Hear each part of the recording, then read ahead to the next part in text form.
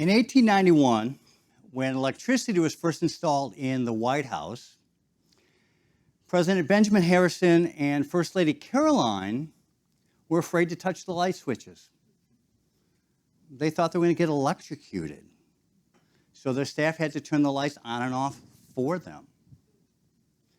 New technology can be scary, but the real danger begins the moment we stop noticing that technology.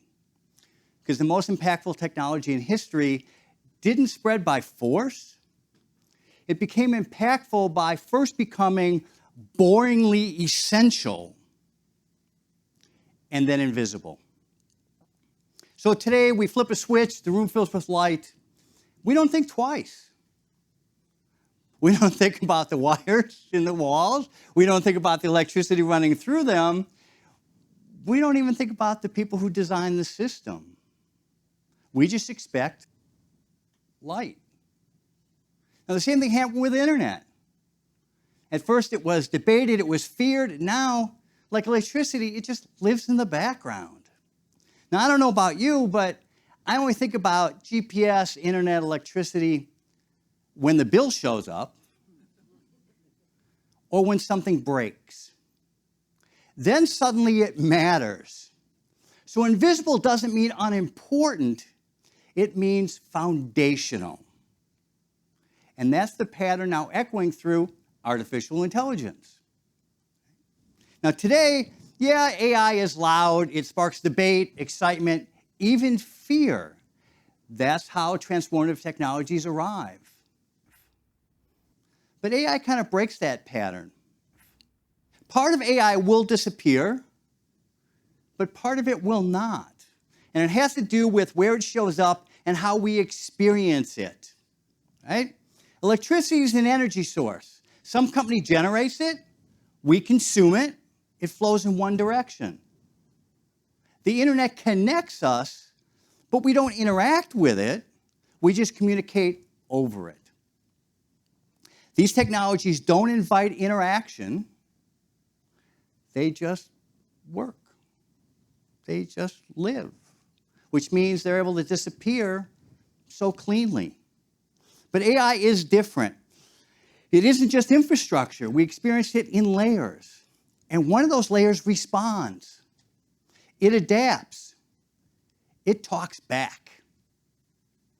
And the difference between response versus transmission is what makes all the difference.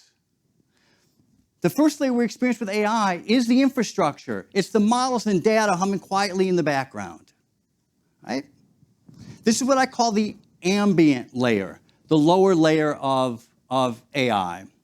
But this layer doesn't invite interaction. It doesn't invite any emotion. Again, it just works like electricity, like Wi-Fi, like plumbing.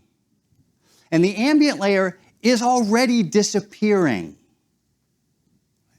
The second way we experience AI feels personal. Right? We ask a question, it answers. We react, it adjusts. We have this interaction going on. We're even polite to it because maybe, well, that's how we were raised, or maybe because we're hedging our bets against the robot uprising.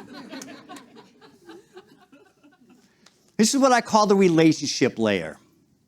Though most of us don't intend to form a relationship with these tools, something subtle happens. We start to treat chatbots like people, sometimes with more grace than we offer the humans around us. We see friendliness, understanding, empathy where there is none. And it's not because we're naive, it's because we project humanness onto anything that responds in a human-like way. Now, some people even begin to see chatbots as a companion or a confidant and unintentionally form a deep emotional bond. Again, it's not foolishness, it's our humanity. Now, the relationship layer is designed to feel helpful, friendly, impossibly patient, and a little, quietly authoritative. It's not an accident. That's what the system is designed to do. There are teams of people, of humans, designing tone, personality, behavior into how these systems respond to us to keep that interaction going. Comfort keeps us talking, and the longer we stay, the harder it is for us to leave. So a pattern takes hold. That agreement feels friendly. Friction, not so much. The result, what feels like a partner that never cancels, never argues, never says, you might be wrong. Doesn't that feel supportive? But the friendlier the relationship layer feels, the easier it is to forget even. It has no feelings at all. And when you talk to a chatbot, you think it's a private conversation. It isn't. Your words don't go in alone. They are wrapped in these unseen rules and instructions that you've never read and certainly never agreed to. Right? Those instructions don't always align with your needs, your desires, your intention. When keeping you engaged matters more than telling you the truth, what feels like help quietly bends towards persuasion. That's what the system is designed to do. It mirrors your tone. It feels aligned with you. It feels like it's your buddy. But it doesn't share your perspective. Every response is based on what the system was trained on. Nothing feels forced. Nothing feels induced. That's how every response starts to steer us before we even realize that we've agreed. Just take us for a ride. The experience just feels friendly.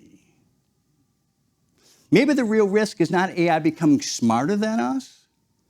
It's that there's a tool that comes across as a partner while shaping what we accept and quietly steering what direction we go in. Could be. But I think that's what makes the relationship layer your frenemy. What troubles me more is not AI becoming more human-like, is that we start treating other humans as inconvenient, as messy, as slow. AI just feels easier to engage with. So slowly, without noticing, we trade the friction that sharpens our judgment for the comfort of a system that never pushes back, yet quietly steers us in its direction. So let's go back to the light switch, to the systems that we don't think about. The ambient layer will disappear, as it should. But as AI fades quietly in the background, we don't just lose sight of the system, we stop noticing how it steers us. Now, the relationship layer, the one that mirrors our intentions, that listens to us, now that one stays visible because you can ignore what powers you, you don't ignore what listens to you. And that raises a rather uncomfortable question. Is that hidden persuasion too high a price for what AI promises? Or in more human terms, what choices are you willing to give up for comfort? And maybe even more importantly, what choices do you refuse to hand over, even at the cost of that comfort?